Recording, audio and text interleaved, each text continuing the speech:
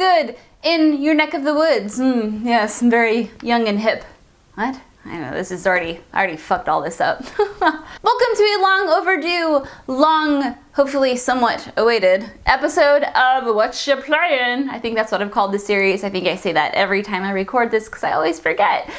This is a thing where I talk to you about the games I've been playing and my general impressions of them, and then you will do the same in the comments, hopefully, if you love me. If not, I still love you. I feel like I've been playing quite a bit lately, and this goes back about a week and a half or so, but since I haven't done one of these in a while, let's start there. The first thing I want to talk about is Divinity Original Sin 2. Its early access went live September 25th, 23rd, September 15th. I don't even remember. That's terrible. About a week and a half ago or so. Anyway, it's irrelevant. The point being is that it's now in early access. And if you know me, you know I love me some Divinity Original Sin, so I was really excited to dive in with Divinity Original Sin 2.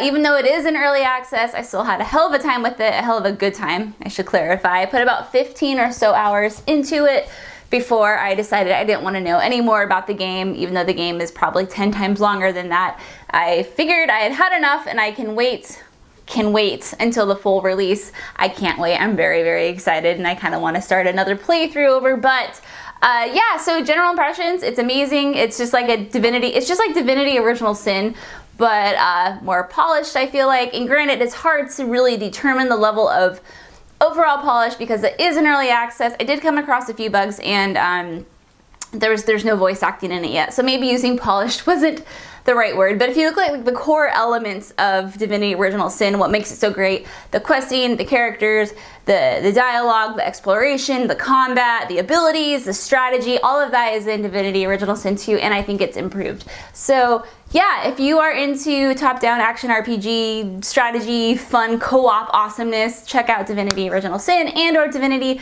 Original Sin 2 in early access. You do not need to play co-op. I'm talking fast. You do not need to play co-op. However, it is most fun, in my humble opinion, when you are playing with a friend or 3 in Divinity Original Sin 2. You can play with up to 3 people. All right, I'm done talking about the game. I could spend a whole video talking about it, but I'll stop. The next game I've been playing, and I've since stopped playing, is ReCore. And it's not because it's a bad game. I just want to make sure that's blatantly clear. It's not a bad game. In fact, I find the characters and the story and the atmosphere very, very interesting, and I think the combat is actually pretty fun. There's just certain elements to video games that are certain things that certain games do that completely turn me off and ruin it for me, and unfortunately ReCore has those things. The number one thing, I also want to praise, I think the dungeons are fun. Just saying that too. Okay, so the number one thing that ReCore does that I think is going to prevent me from enjoying this game even further and or playing it even more is the fact that it uses the mechanic that you have to collect a certain amount of cores in order to access areas of the map and to proceed forward through the game. So for example, I went through the intro, I did my first dungeon, I did some exploration, I did like some side things that were fun, and then I was like, okay, I'm ready to continue with the story.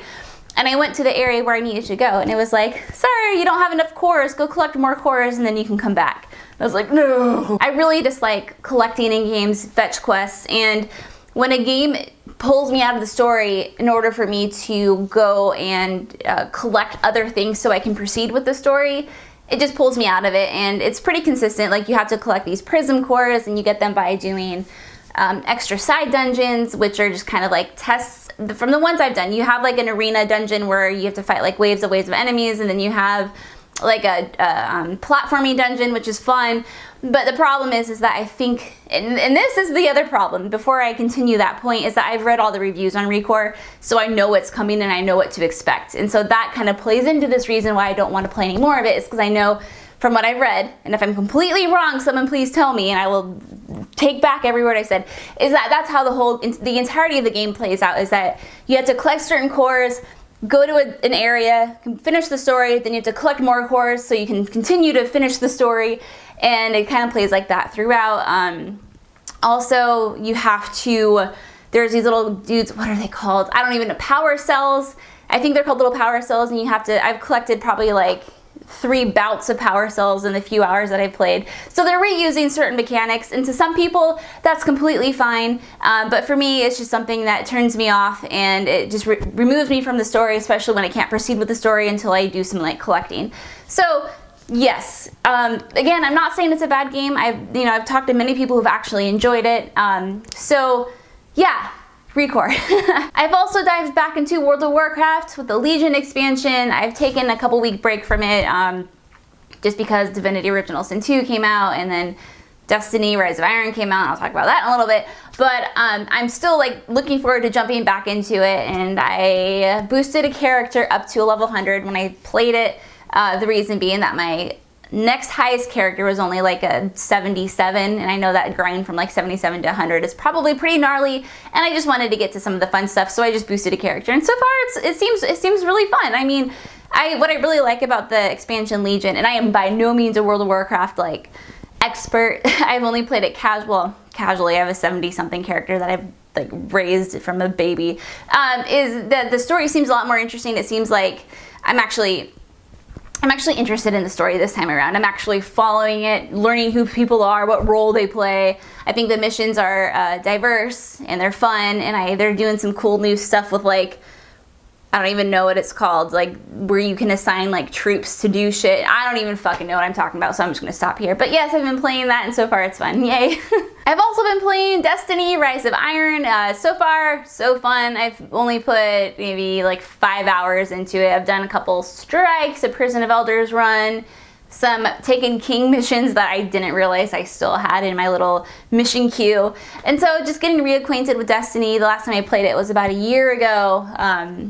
And yeah, so far it seems like it's really fun. It's Destiny, it's what I remember it being.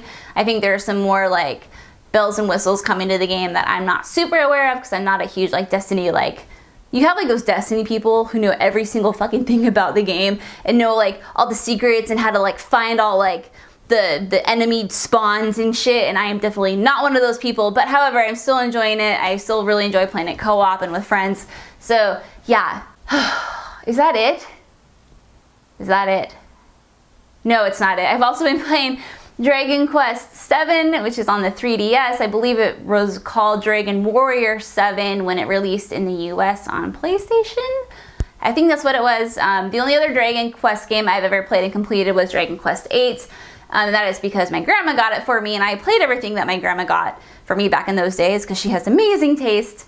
So yeah, grandma, give me more video games. You always pick out the good ones. So that's really fun. I'm about 6 hours into that one. It seems like really cute traditional Japanese RPG game, like super digging it. It's a lot of fun story. The characters are cute. The combat is fun. My only complaint with it so far are the enemy spawns, especially when you're in a dungeon and it's like all narrow corridors, and then like these enemies like spawn and you can't get around them because the corridors are so narrow, and so you're forced to fight every like 2 steps. That's really frustrating. But in the big open areas, it's not a problem. So far, so good. I feel like I said that 3 times during this video about 3 different games. All right, I think that covers it. That was a lot of talk of video games. Jeez, who talks about video games that much? Yeah, guys, thank you so much for watching, and if you like my videos, please subscribe. I would greatly appreciate it. That would make me all warm and fuzzy in my heart and in other areas. Oh, that was so creepy. All right, guys, thank you so much for watching, and I'll see you next time. Bye!